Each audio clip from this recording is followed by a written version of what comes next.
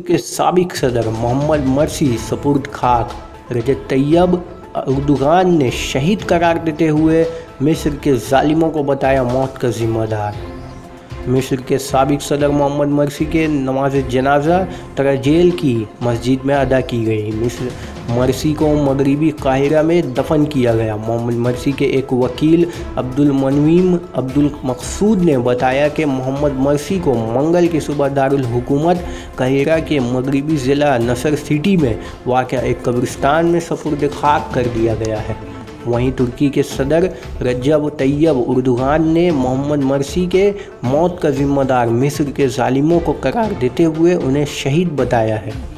मोहम्मद मरसी के साहबजादे अहमद मरसी ने अपने फेसबुक पेज पर लिखा है कि मिस्र की हुकूमत ने उन्हें अपने वालिद के अमित आबाई सूबे शर्किया ले जाने की इजाज़त देने से इनकार कर दिया था, जिसके बाद उन्हें काहिरा में ही अख़वान मुस्लिमीन के दीगर शिया कायदीन के पहलू में दफन करना पड़ा।